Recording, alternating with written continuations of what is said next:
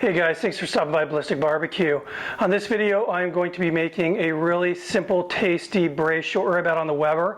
I'm going to be braising it in a local ale, and when it's done, it's going to have a nice kind of an ale reduction mushroom sauce. Really good.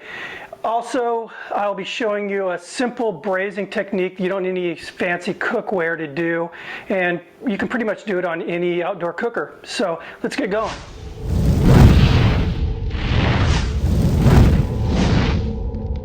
Alright, so I have a cast iron skillet here preheated with some olive oil in it. And here are the short ribs. I have two halves of this. I cut it in half. I'm just going to season it with some kosher salt, some pepper.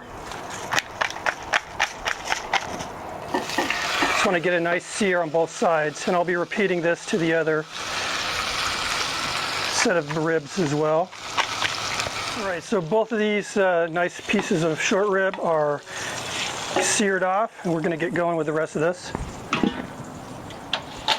Okay, so in the oil I'm going to add this is a small yellow onion that I've minced up. Now in the mix I'm going to add some pancetta. You could use bacon. I'll be honest with you, I wanted to do the pancetta first, but it's okay. Chopped celery.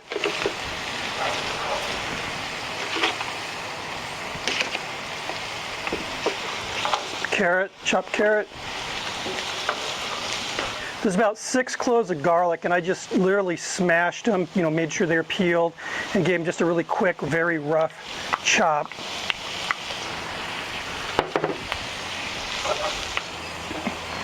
I have here some baby chopped portobello mushrooms.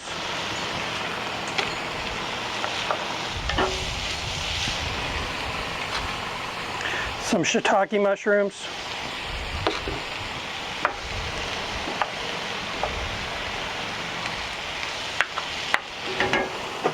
Okay, I have here 6 ounces of tomato paste.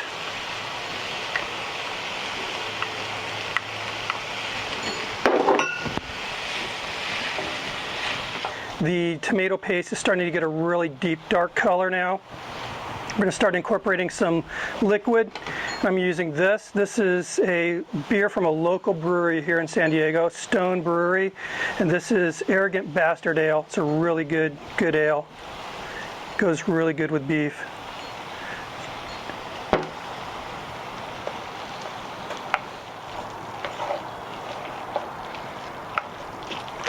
All right, I'm going to pull the skillet off, and we're going to move on to the next step here.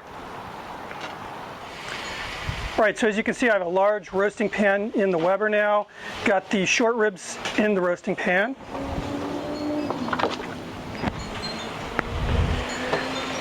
The neighborhood's loud today.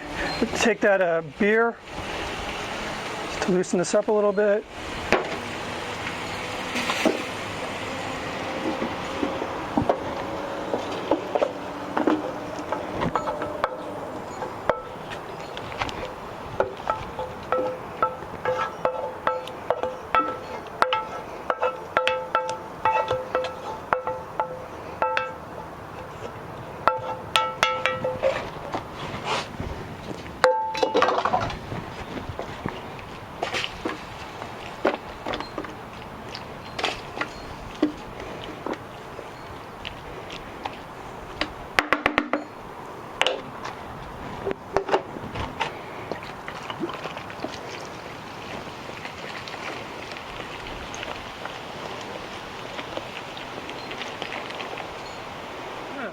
All right, now I'm going to add a few sprigs of thyme.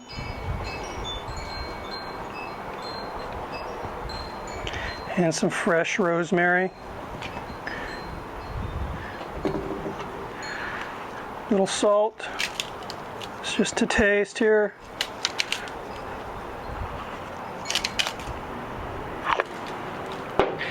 And of course some fresh pepper.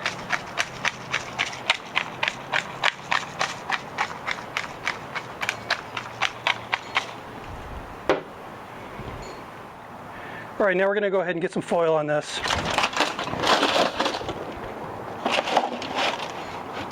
Okay, so with the foil in place, what I've done now is I've put a pan. It's the same dimensions as the big broiler pan, but it's a lot shallower. As you can see, it's only 1.5 inches or so deep.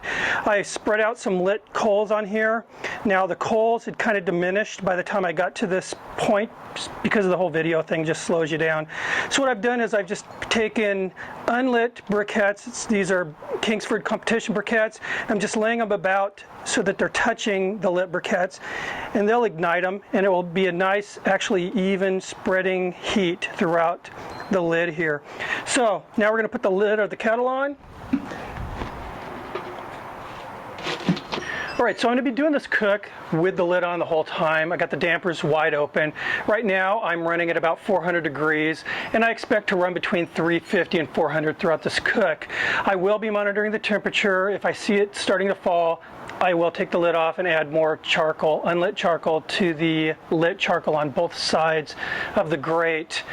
This cook is probably going to take between 1.5 to 2 hours. I'm expecting it to go 2 hours though, maybe a little bit more. Again, I'm just looking for that really tender fall off the bone meat. So I'll be seeing you in a bit. All right guys, so we went 2 hours, 15 minutes. I just checked it. I'm gonna give you guys a peek now.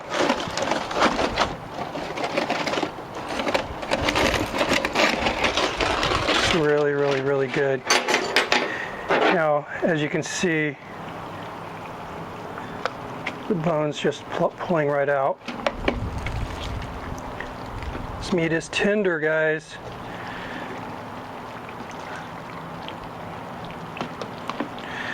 Wow. What I'm going to do now is take all this back into the house. I'm going to wrap up the meat in foil. I'm going to fish out most of the mushrooms and separate the grease from the broth. And I'm going to make a little bit more of a concentrated gravy. I'm going to blend up the remains in here, concentrate it a little bit more on the stove top, and then I will add the mushrooms back and we'll serve this up. So I'll see you inside.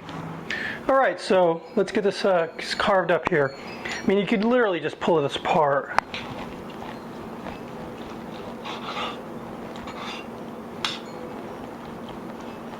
Wow, so tender.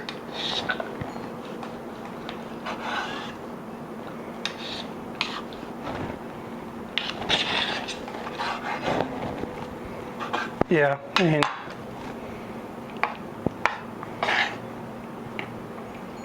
mean, this falls apart.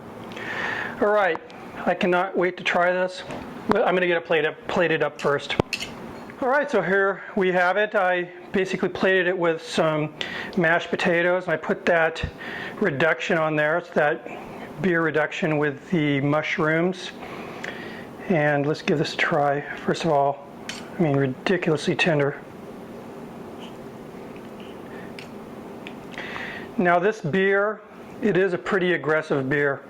If I was going to be cooking this for just a party or whatever, I'd probably go with a lighter beer.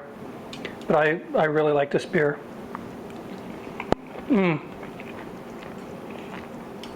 Very good. Very tender. There's that kind of bitterness of the hops plays off of this. This is really good. Anyway, guys, give this a try. If nothing else, that technique of using the roasting pans is kind of an improvised Dutch oven. I've done this a million times. It's really good when you're having a party, because once you get it rocking, you just kind of forget about it. You can enjoy the party. Anyway, thanks for stopping by. I will see you on the next video. Cheers.